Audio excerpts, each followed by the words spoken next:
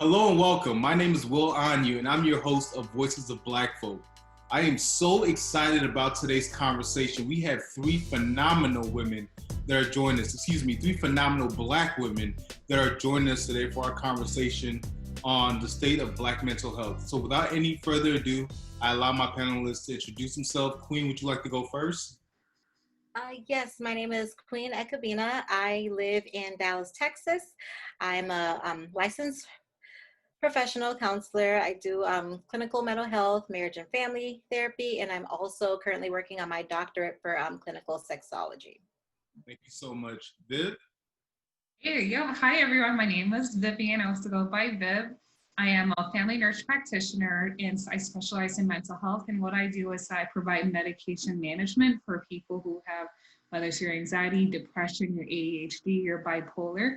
I help with medication management. I also do counseling as well. And then on the side, I'm a relationship coach. I help women who are going through heartbreak. So if you've gone through a divorce, separation, anything of that nature, I help you heal, move forward, and get unstuck through my Achieve Emotional Healing program.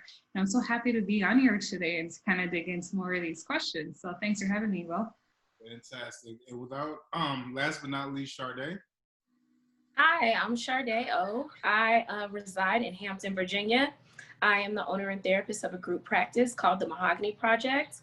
I am a licensed professional counselor, licensed marriage and family therapist, a clinical trauma professional, and a licensed substance abuse treatment practitioner. I also recently wrote a workbook called Finding Me. So a lot of the work that I do focuses on the narrative approach and allowing people to create their stories. And with that, we specialize in working with a lot of Black folks, LGBTQ folks, polyamorous relationships, couples, families, you name it. So I'm glad to be here.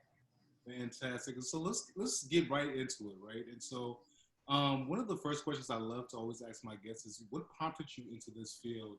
And so, Sharde, would you like to start? Sure. It was the only thing I was good at. I mean, that's as simply as I can put it, and going into college and all of the opportunities offered just didn't sit with me well. And so I'm like, okay, well, I'll just do psychology because that feels good to me. People listen to me. I like to talk. I'm actually interested in the wellness of others. So let's see what this looks like. And it just ended up being such a beautiful experience for me, especially with there not being a lot of African Americans in the field to include like theorists. So when I was in school, I never learned about a Black theorist at all in my master's program. So all of that combined really made this, especially for me. Thank you so much for that. Queen, would you like to pick up from there? Okay. Well, honestly, the reason I got into mental health is my family. I think family dynamics and wanting to help other people. My parents were divorced when I was in my early 20s, but it was a very interesting relationship. And I think that I took that and wanted to help other people be better in their marriages. And I saw how it affected things in that marriage, how we were raised, how that affected how I grew up, maybe some of the choices that I made. And so it was something that was really interesting to me to see exactly how other people think and to help them get to where they want to be. Thank you for that. And Viv, would you like to go next? Yeah, thank you. So I started off on the nursing route. So I was a nurse for 5 years.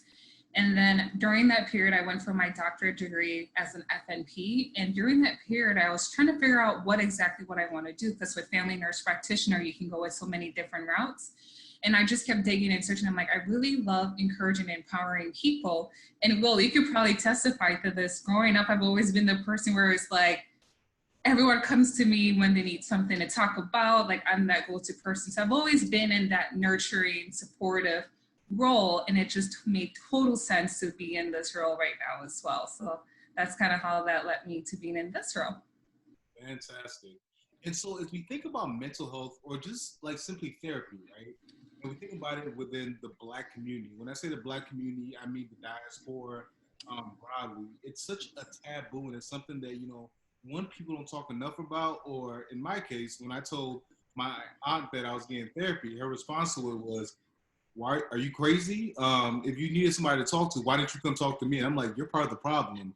And so can you all just talk a little bit about why mental health or even just therapy is such a taboo within the Black community? And Queen, this time I'd like to start with you. Okay. Well, with a lot of Black people, I think because of our background, we're used to figuring everything out on our own.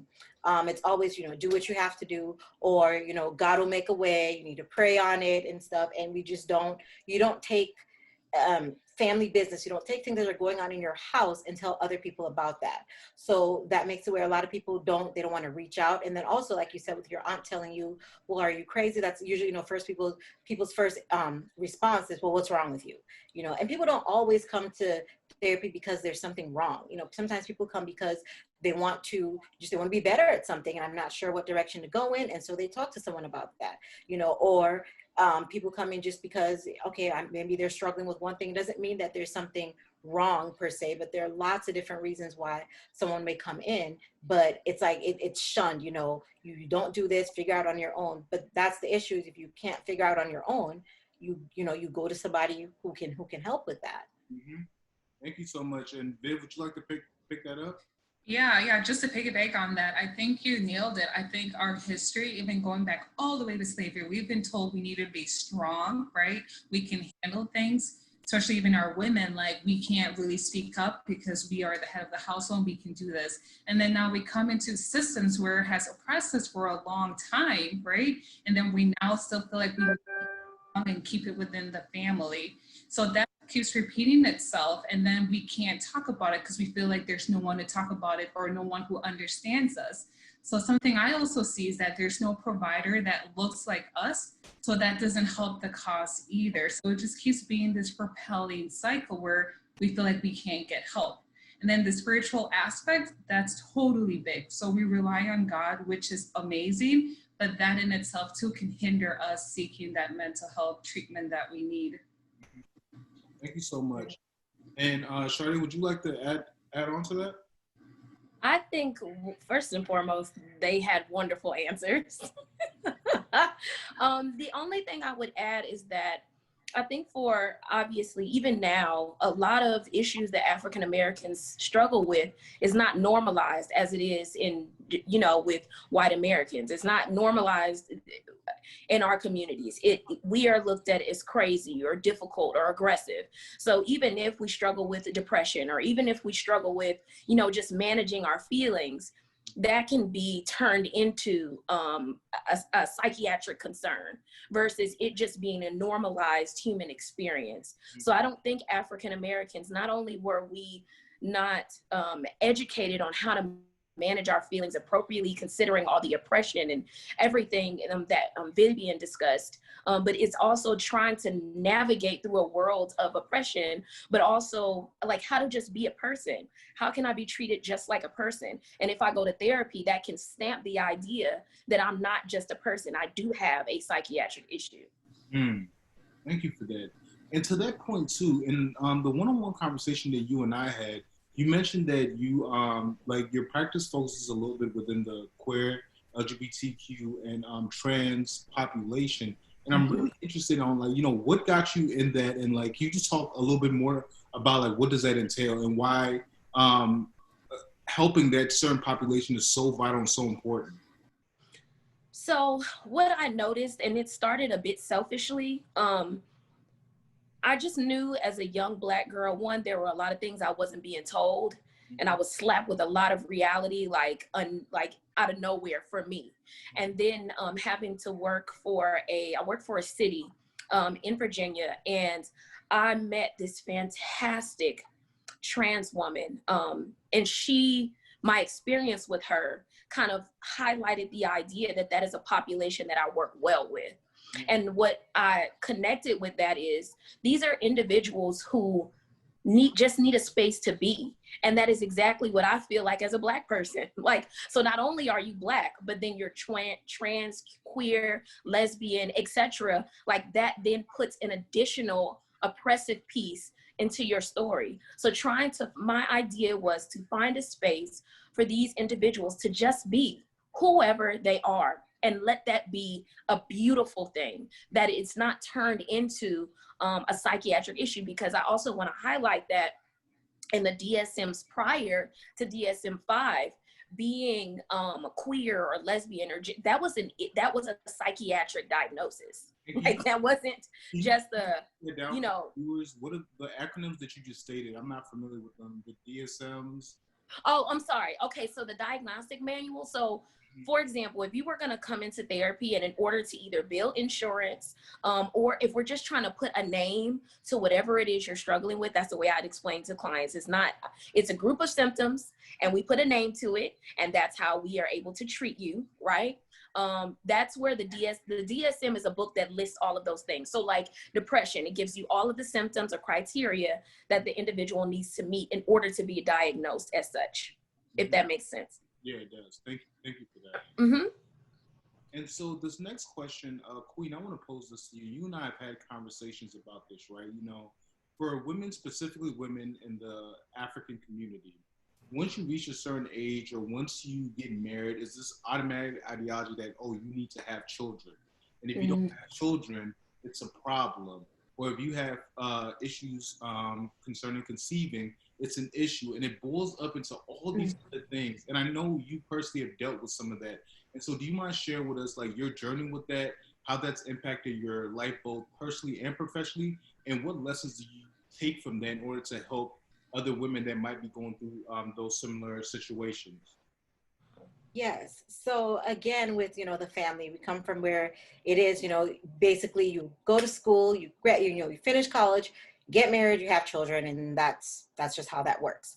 And that was my plan until it didn't happen that way. I did get married, but I feel like I was rushed to get married. So I married somebody that I really didn't want to be married to, but because that's the person who was saying that they wanted to be, you know, they wanted to get married. So I went ahead and I did it, even though it's not what I wanted. And I wanted the family piece of it, but I didn't. Also, you can't, you know, in the African community, we look down on people who have babies out of wedlock, you know, and when I say African, I'm talking like African community, not African American community. So with us, it's a big thing. Like, oh my goodness, for someone to have a child out of wedlock. So I did not want to do that, but I really wanted to start a family. And so that was another reason why I rushed into the marriage. And it didn't work out, obviously, because it wasn't going to. And I still wanted to have a family. And I mean, even in that marriage, I had 3 miscarriages there, which also didn't help, you know, and anything in there. And it just, when it all fell apart, at the end of that, I still wanted a family. And so I decided that I was going to do that on my own. I didn't want to deal with somebody else. I wanted to focus on myself and have my family. And I remember the first time I said something about it to my mom, and she was absolutely against it. No, don't do that. I said, well, that's what I'm going to do. I wasn't asking for permission. I said, this is just what I'm going to do. And I ended up not going that route yet because I got in another relationship and I got pregnant there. And so everything was, it was pretty rocky because, like I said, in my marriage, I had suffered 3 miscarriages. So I was really, really nervous at the beginning of that pregnancy, had a lot of complications there too. And I was put on bed rest. About 20 weeks along was when we found out that I had incompetent cervix, and I was put on bed rest, and I was in the hospital. I was in the hospital from 23 weeks because if you deliver before 23 weeks, the baby is not considered viable, and so there would not be any medical interventions. So I was on home bed rest, and my doctor said, once it hits midnight, 23 weeks, you come and get admitted.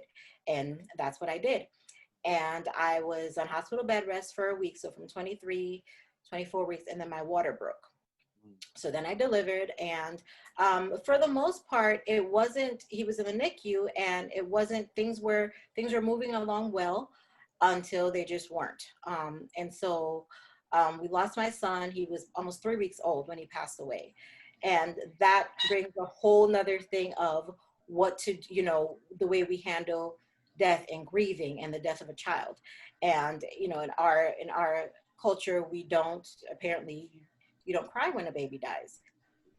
That was not going to work for me. So again, you know, it just, there's a lot of things that you're being told versus the way that you actually, you know, your instinct. You know, I lost my child, and this is, and it got to a point where, you know, and I grieved really hard for that, and I still do.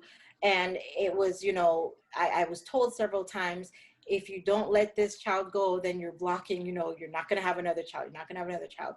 And these, you know, where do these things come from? Why do we prevent people from, you know, their natural emotions? You know, there's a loss, you grieve, that's natural. But to prevent someone from doing that causes other psychological issues. So I went through that process, and I really battled with, okay, and at this time I already was a therapist, but I struggled with, do I go to therapy for this? You know, even though it was something that I was encouraging other people to do, and eventually I did. And then came the thing of, do I want to be on medications? And I don't, you know, I don't want this label and this, you know, same things that, you know, people say to me, and you talk to them and you explain the situation to them. And I did get on medications briefly, because it was just so, it was uncontrollable, you know. So that went on for a while, and I got dealt with that, you know, coped as best as I could. And after that, that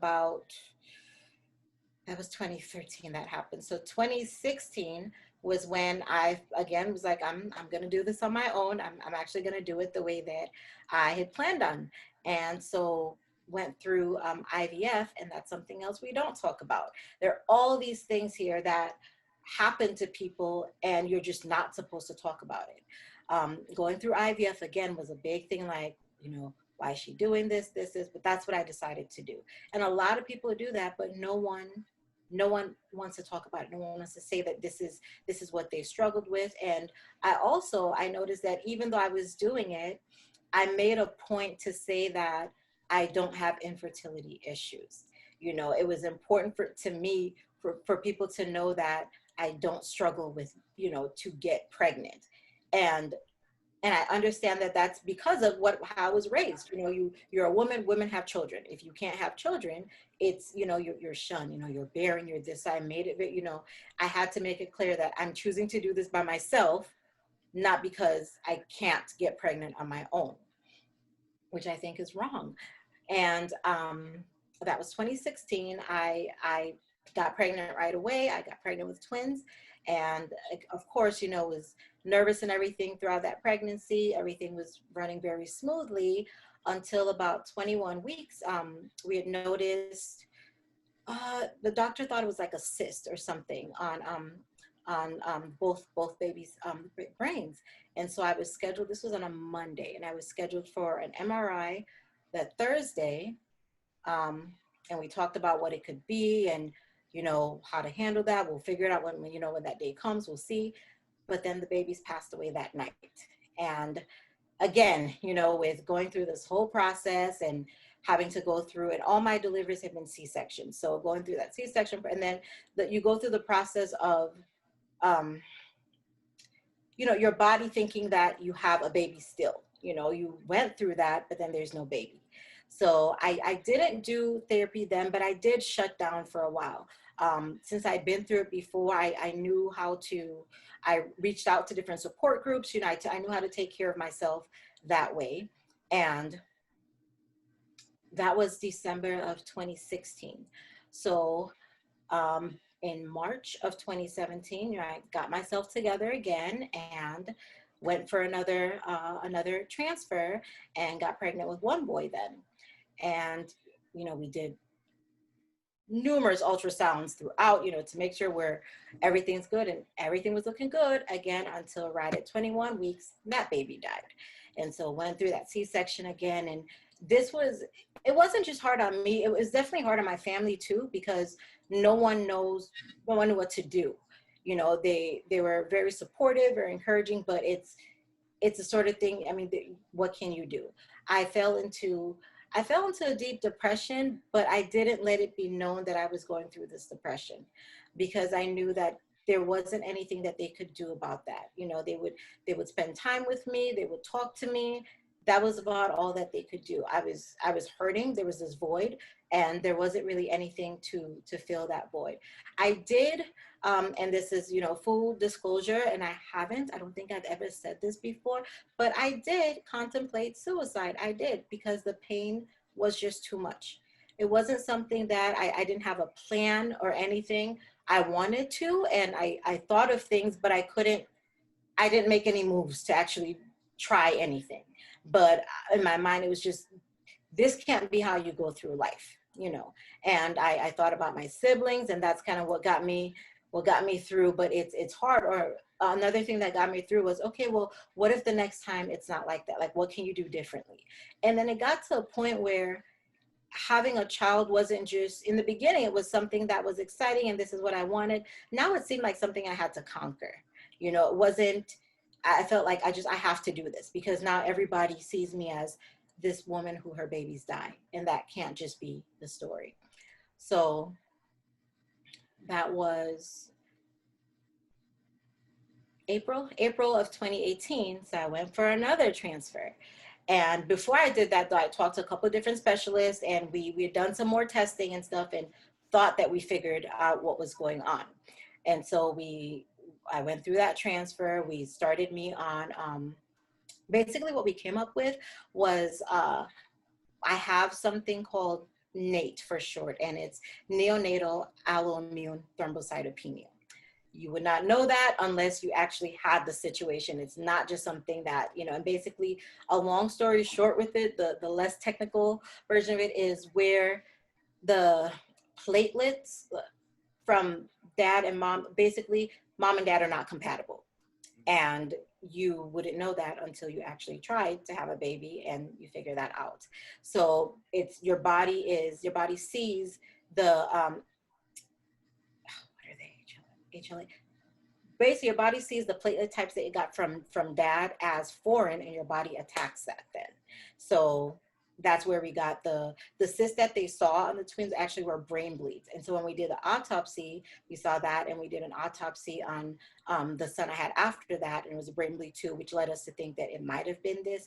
But even with that, my tests were not definitive of that. And so I had doctors who did not want to treat a subsequent pregnancy because they didn't think it was going to work. You know, they didn't think, and they advised me not to do any more transfers. They advised me to get a surrogate, don't go through this again and everything. But I felt really confident that it was Nate. And so I found a specialist who actually specialized in that and decided to take my case on.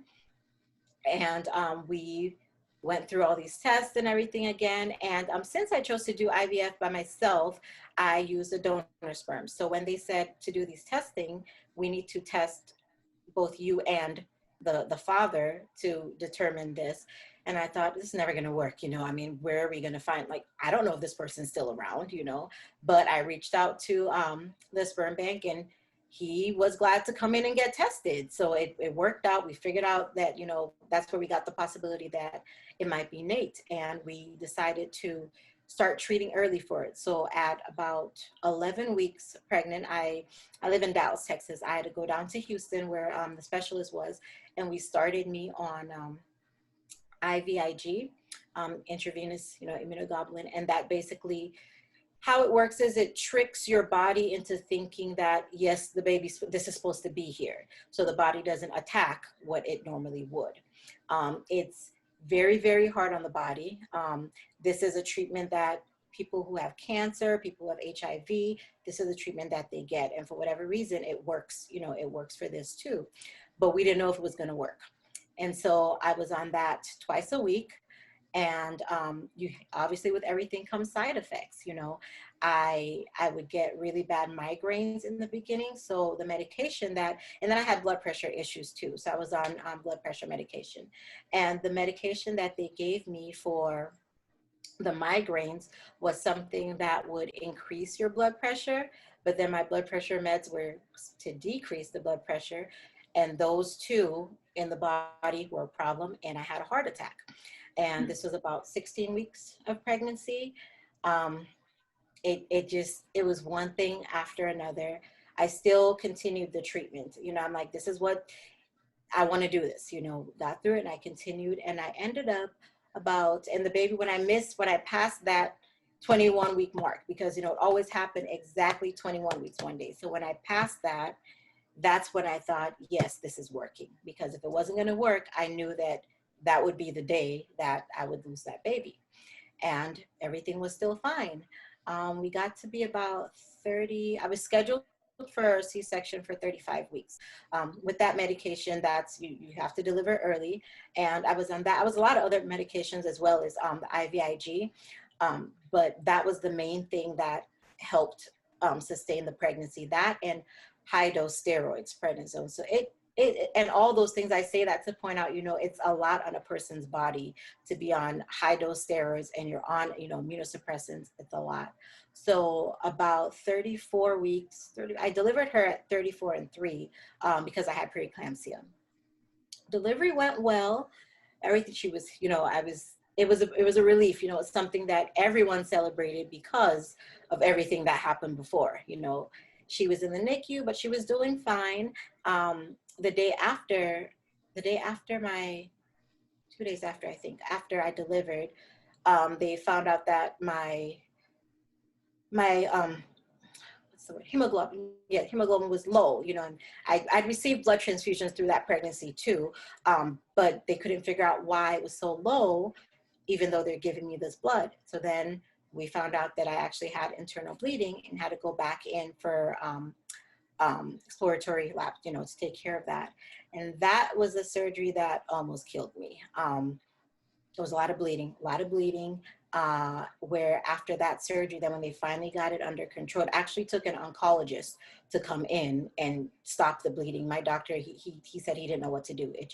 I just kept bleeding out. So I was in the ICU for about a week after I had her, and they didn't think I was gonna make it. When I got out, I remember there was a nurse there who, she just kept looking at me when I was packing my stuff to leave. And, you just feel someone just staring at you. So I'm like, what is it? And she said, God is so good. She was like, when you got here, God is so good. It's just, and it was bad. And I see the pictures, it was really bad. But that was, my journey to, she's here. She's a handful, but she's here, and she'll be 2 in November. Because of everything that happened, particularly with the second surgery, so medically, I should not get pregnant, and I don't plan on it. It's been said, if I was, I'm not going to make it through another pregnancy. But I'm happy. It was scary, coming out of the hospital after having her, because then I didn't know what to do. I was used to leaving the hospital without a child. So when you plan on, come home in this, like I didn't understand that. So I'm supposed to bring her with me. What do I do now? And it was, a learning process, and it really has been quite a journey. It has. But, a lot of people go through, maybe not quite that, but, pieces of that, and struggle by themselves. There's a time where it feels embarrassing. You feel like something's wrong with you. Your body has failed you. There are a lot of things, psychologically, when you go through loss after loss, and, people see that, and it definitely takes a toll on you. And that's where people like, therapists, that's where they really come in handy, because no one should go through stuff like that by themselves. So that is my journey. That's my story. Wow. I'm at a loss of words. You are literally the definition of a walking miracle. And so, to that, I just want to open up to my other panelists if you guys want to chime in, because I'm in awe. I said a lot. Sorry, I spoke a lot. No, that was Sharde. What I heard from you, Queen, was all I could think of anyway was resiliency, and like the idea that you saw, and I think like that is the beauty of a part of being Black, is like the level of resiliency that exists for us.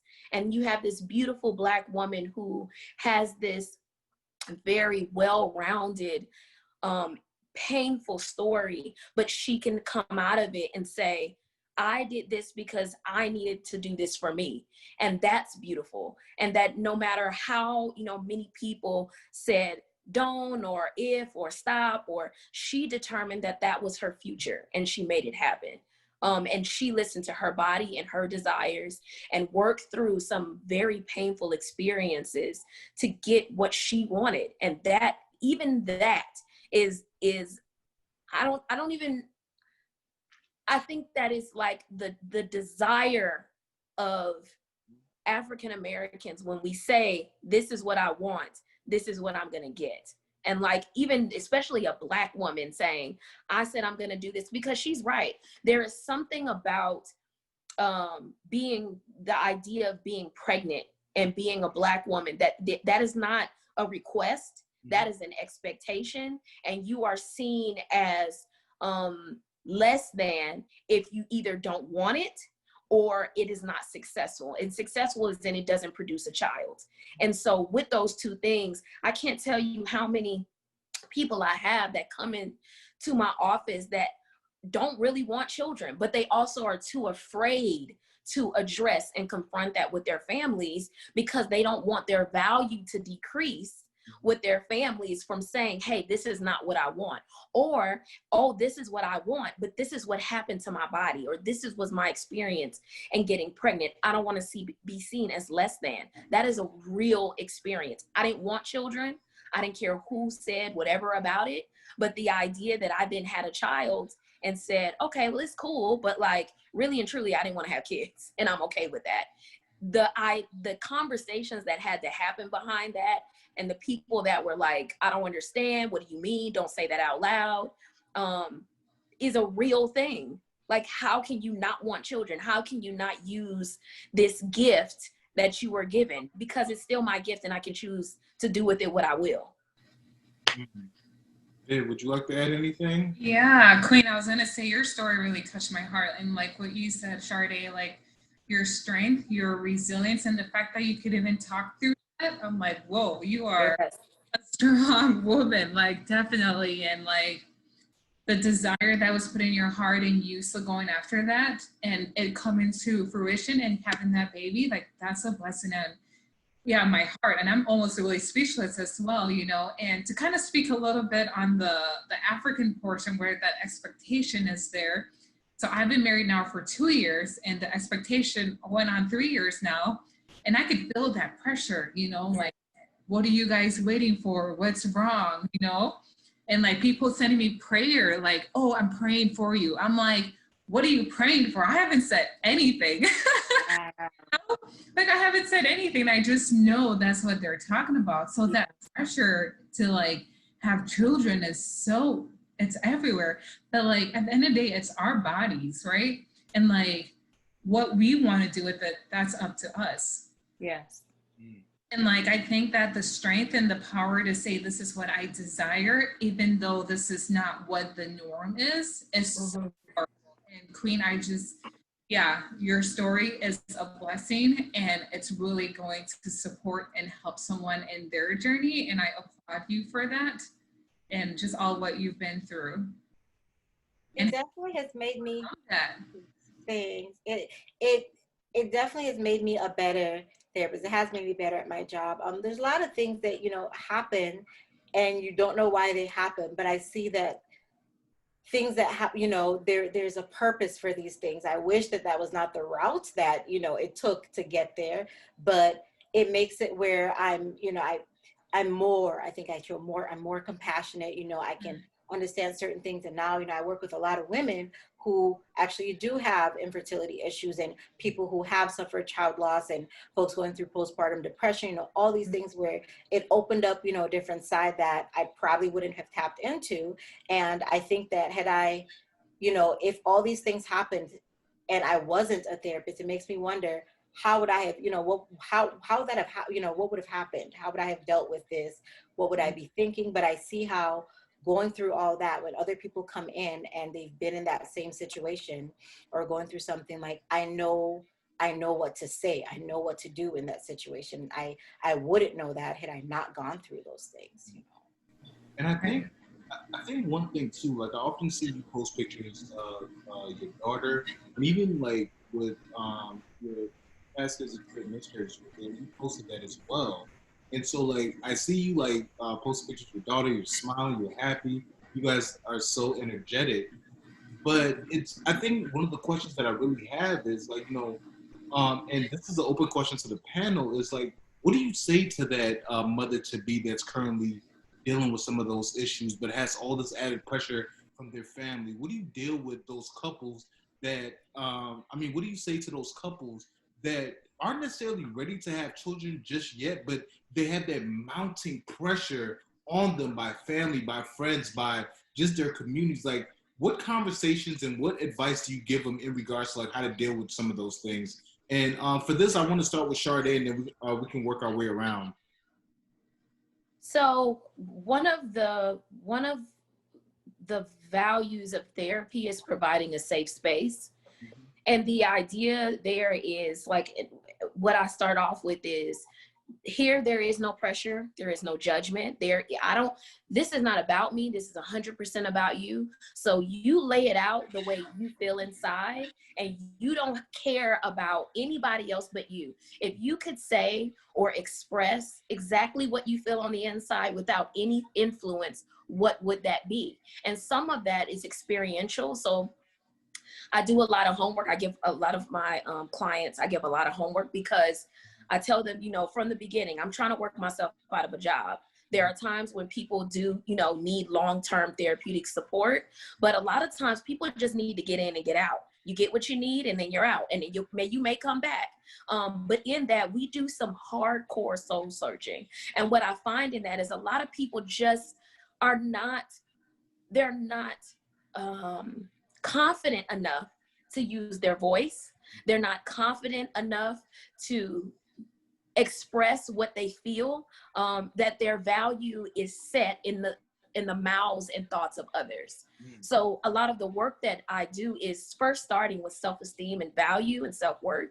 I'm like, okay, let's try to build up this person so that when those words come out, they're coming from your thoughts, your mind, and your heart, and then everything else is optional. So we can talk about everything else. We're going to. I believe in the systemic approach of like, how does everything in the world impact who you are and your story? But we need to start within. Where did that story develop? So I start from the beginning. Whose value, whose words, whose behavior, whose personhood is impactful on your decisions. We start from the beginning, because if not, you have someone in there regurgitating someone else's words.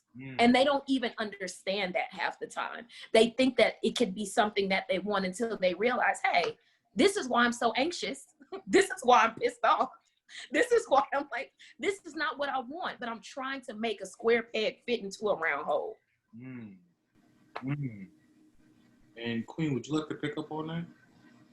Yes, I'm big on boundaries. When people come in and they talk about family members and stuff, family members always have something to say. So I'm big on, you need to set your boundaries, and people have to respect those boundaries. You tell people what you need, and they decide what to do with that. Then if I tell you, hey, I need this, and you hear me out, you understand that that's what I'm asking for, then it's up to you to either give that to me, or you could say no.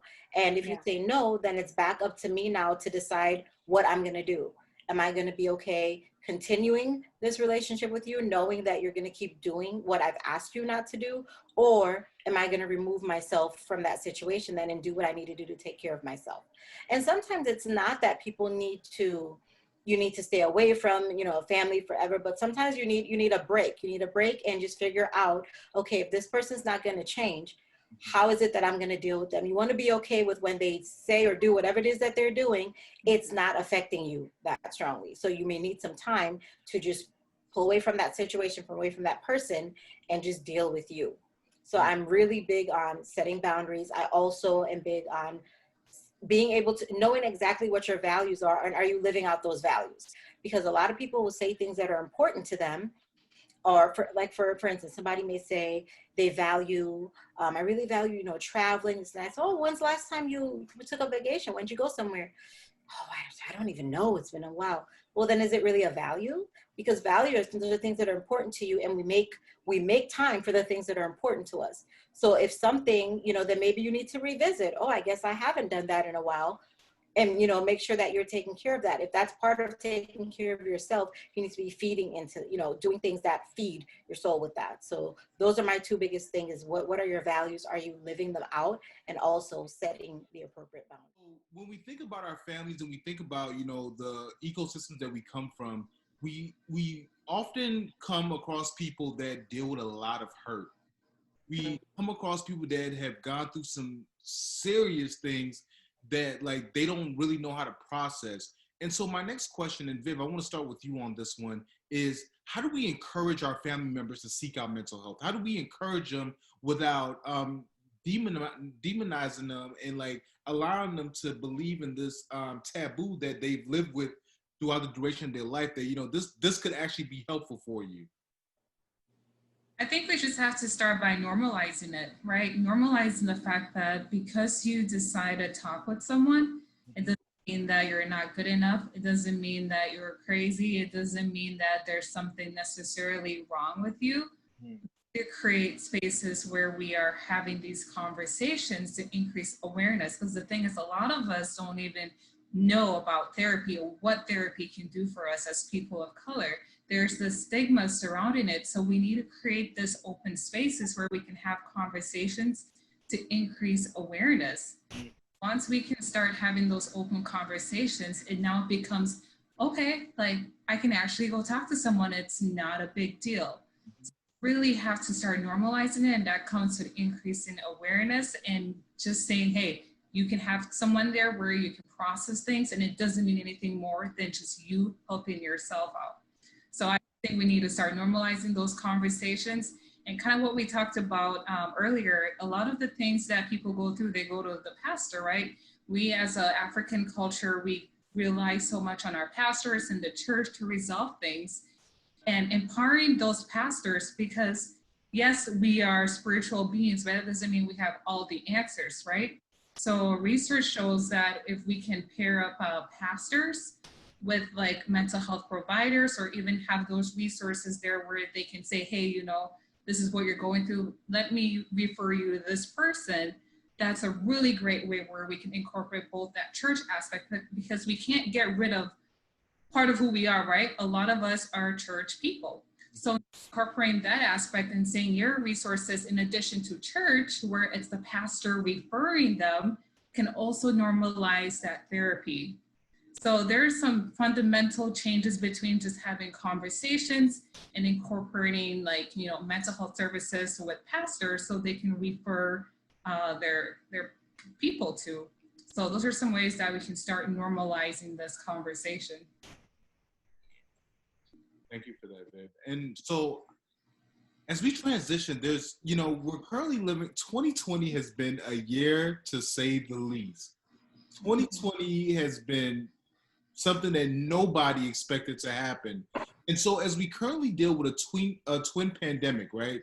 Both the COVID-19 pandemic and the onslaught of consistently seeing our brothers and our sisters murdered on television. Like with everything that happened with George Floyd, Ahmaud Arbery, and Breonna Taylor, I was like, okay, maybe we're going somewhere. And then just the other day, Jacob Blake, 7 shots in his back for what? And so, Black people, we've almost come to a place where we are constantly living in a trauma state world, right? Like we are constantly living in a space where every time I walk outside of my front door, the first thought that passes my mind is like, am I going to get to walk in through the same door? And so as therapists, as mental health professionals, what advice do you give, people in regards to like living their life in something that almost seems like almost like a hell on earth? It's definitely, it's tough. Everyone sees it. We some of us think that, okay, there might be some change coming. Some of us believe that it's clearly nothing's happening, but you can't, I don't know that there's something in particular you can say to do to take care of yourself, because there are people who have done the right things. Breonna Taylor in her own home, you know, so we can't necessarily tell people, well, make sure if you get pulled over, just do what they say. These things are happening everywhere. So I don't have an answer to that, because it's like I said, it's just happening everywhere, all different sorts of stories. So it almost feels like you're not safe anywhere, which is a problem. Your home is the one place where, you know, regardless of what happens out there, this is your space, you're good here. And that hasn't, you know, that's proven false for other people. So, you know, it's a state of panic. We worry. I don't know that there's something we can say to do unless, you know, stuff on the law enforcement end changes. But we as just people, I don't know that there's something. You try as best as you can not to have this, you know, this panic state all the time, because that itself, that's not healthy. But when people are panicking and they're worried, it's valid. You know, when people come with anxiety, I always talk to them about how realistic is it that this situation is going to happen. You know, that's the first thing, because sometimes we worry about things. We just worry about it. We're not even thinking about, could it happen? It's just, we have this thought and that's it. So I'm always breaking it down. What is the probability that this actually could happen? And if it seems like, well, it's pretty high, okay, how would we handle it if it did happen? What would you do? Who could be around? What, you know, and you come up with a plan, because we feel better because anxiety is a control thing. We feel better if we know that we have some sort of control. And unfortunately, I do not feel like we have any control here. So when someone worries about this, it's valid, you know, and all you can do is listen, and you just try to offer support. But as far as a solution, I think if we had that, we would not be in the state that we're still in right now. Thank you for that. Viv?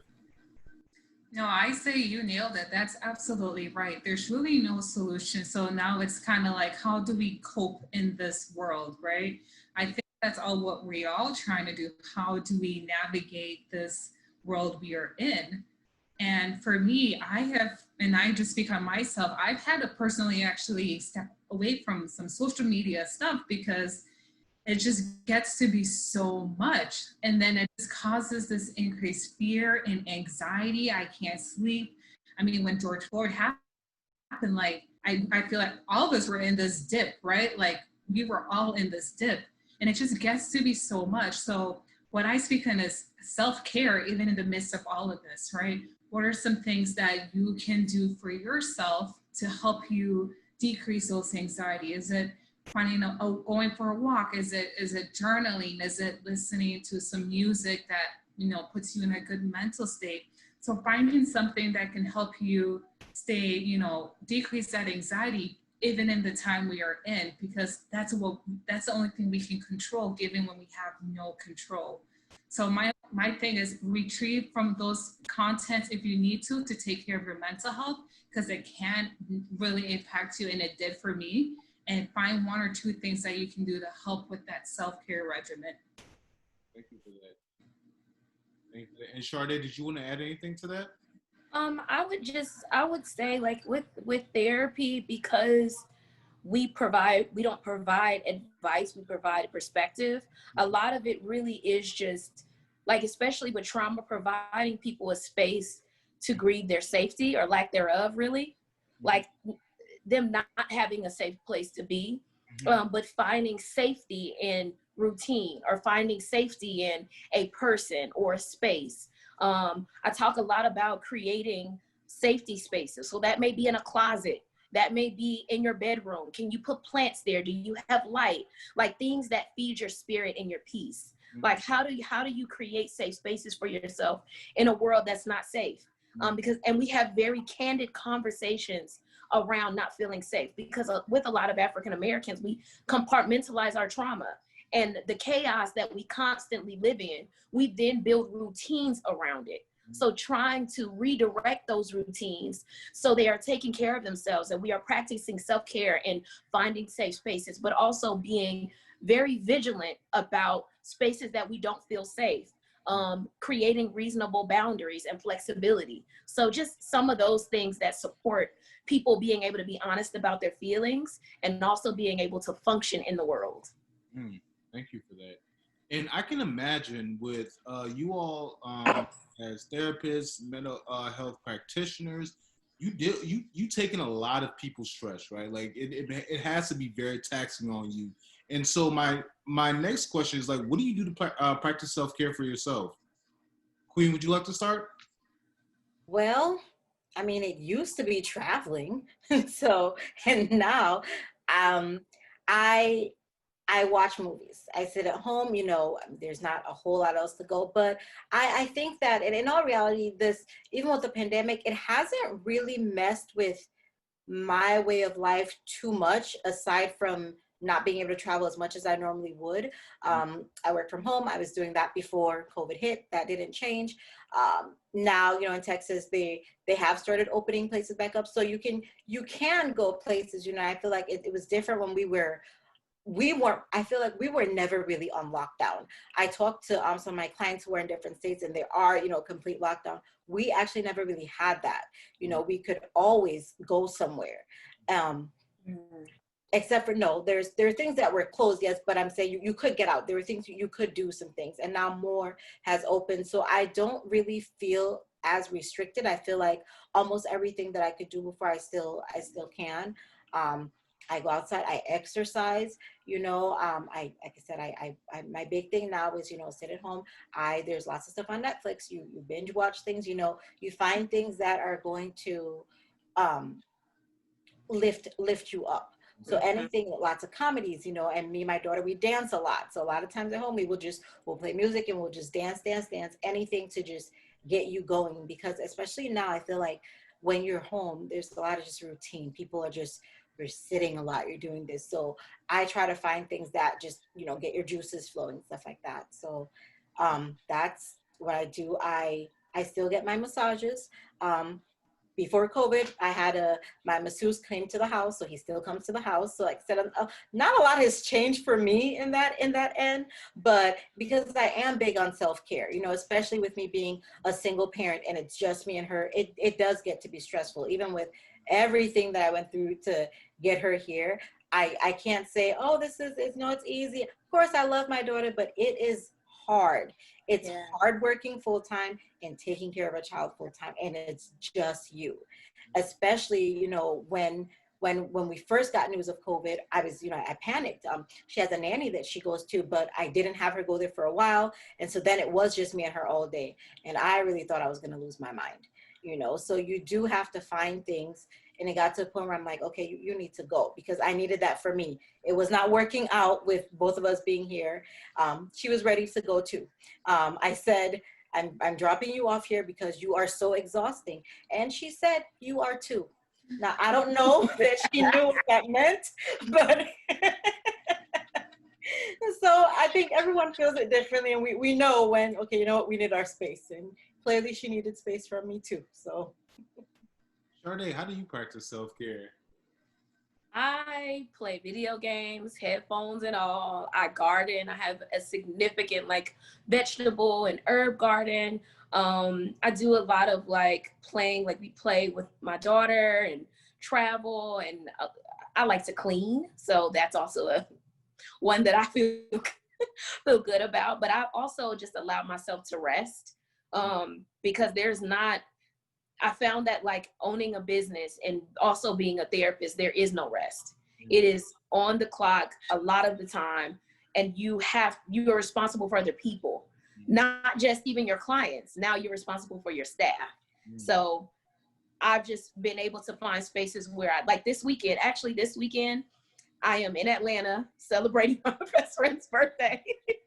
So I was like, we got to do this for this time, and she was all on board with it. But I have decided a year ago when I started, after I was just burnt out, that I had to do more. I wasn't doing enough for myself. And when that check engine light comes on, that means I'm about to run out, so I need to do more for me. So I try to just be very mindful of that. I do have a therapist. I do get my check-ins done. I make sure that I'm taking care of me, and I try to be as close to 100% as I possibly can. Viv, how do you practice self-care?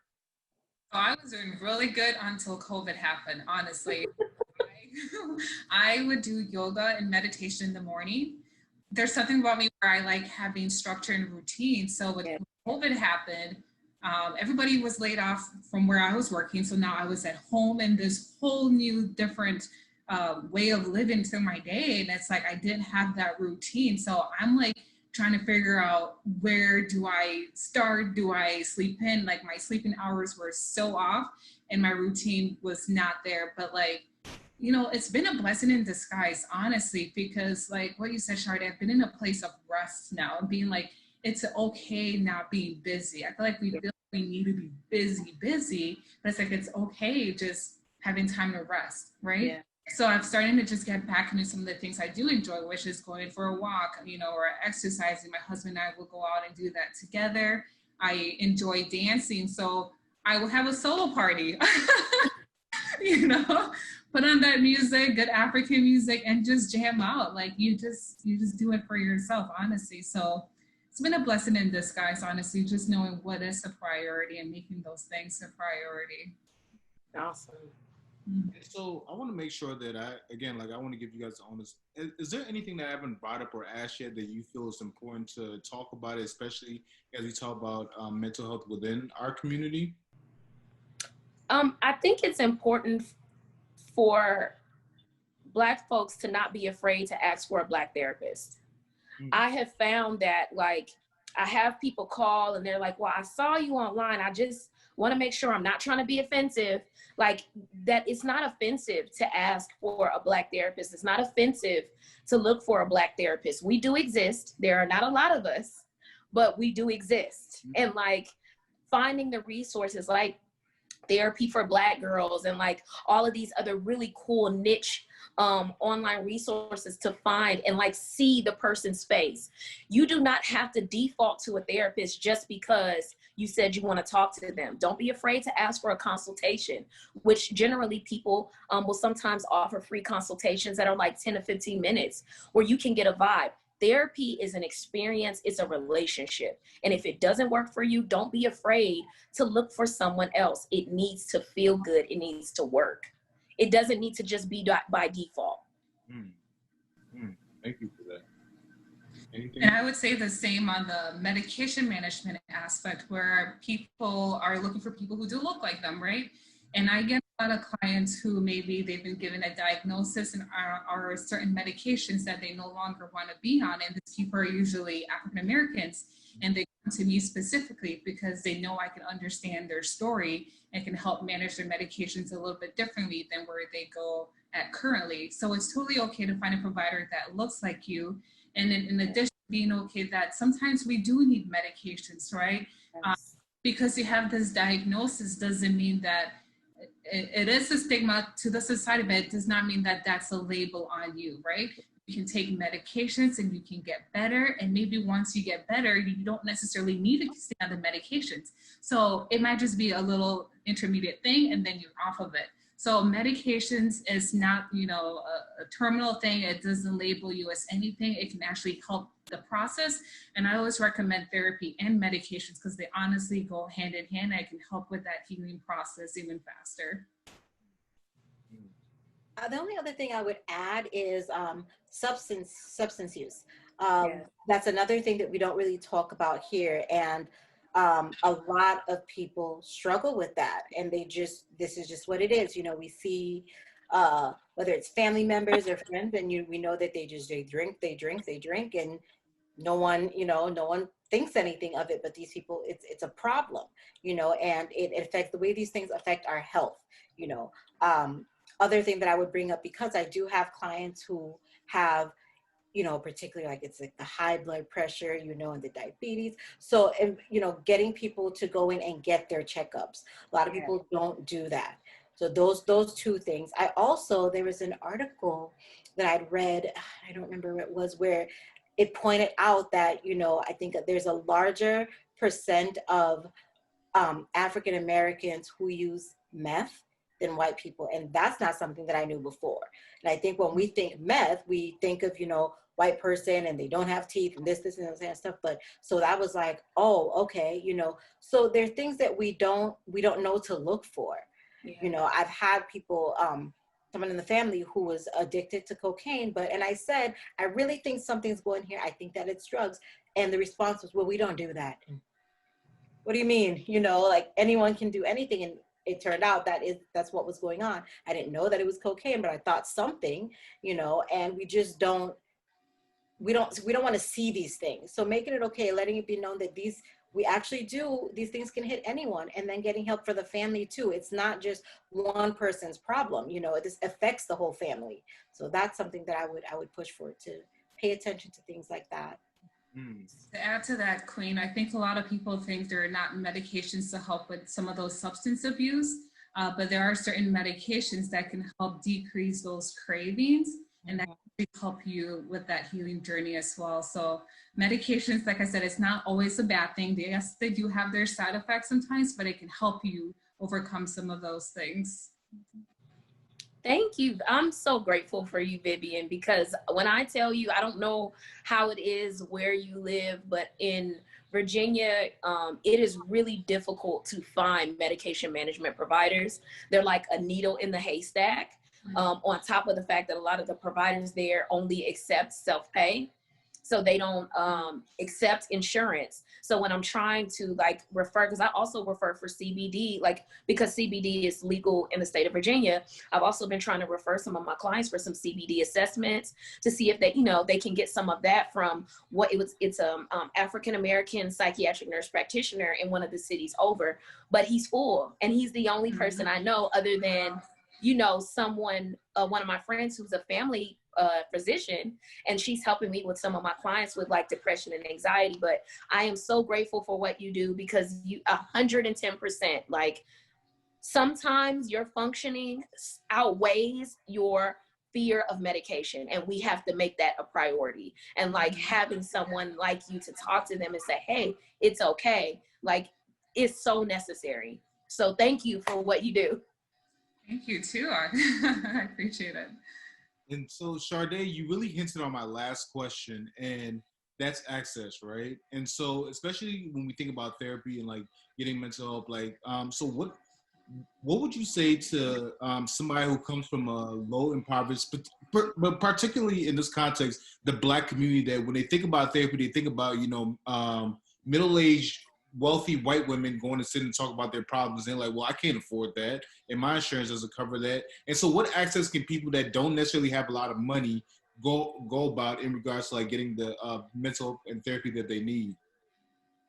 I'm gonna say this is twofold, because therapy is, you invest in shoes, we invest in clothes, we invest in our appearance, we invest in hair, we invest in like nails, we invest in a lot of things that make us feel good.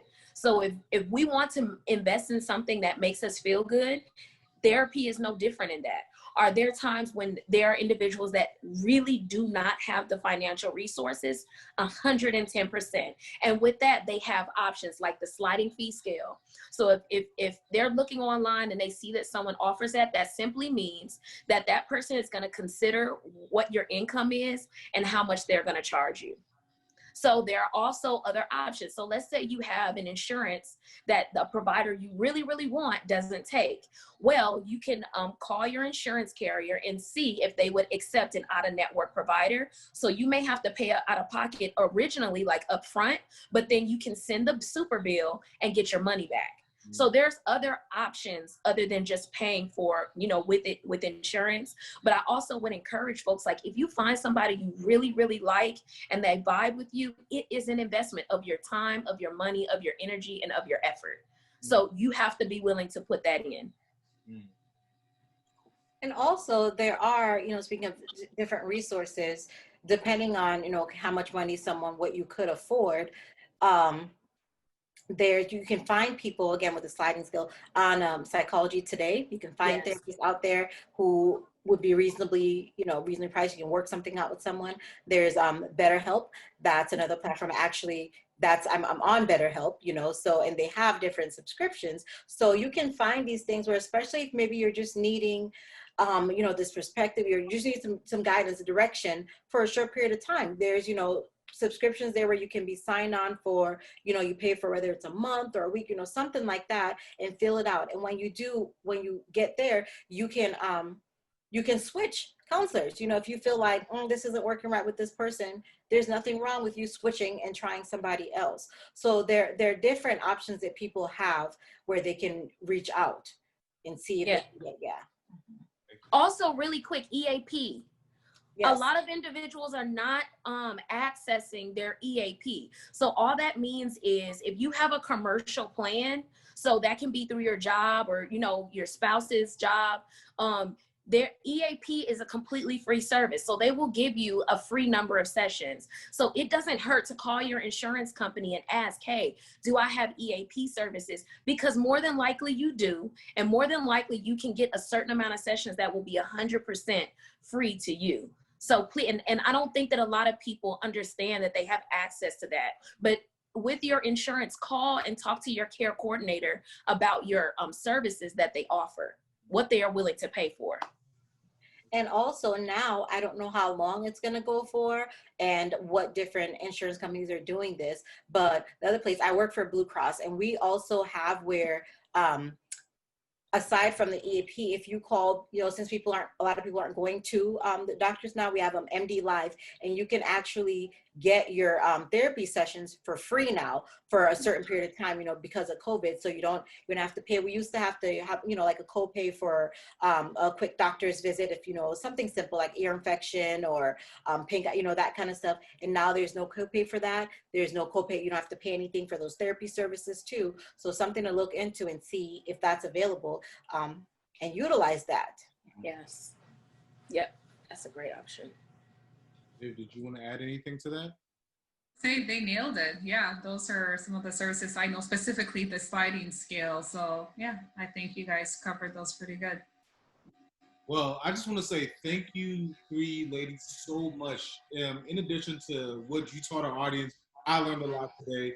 I'm so incredibly grateful. And again, thank you all so much for joining us for episode 5 of Voices of Black Folk, the State of Black Mental Health.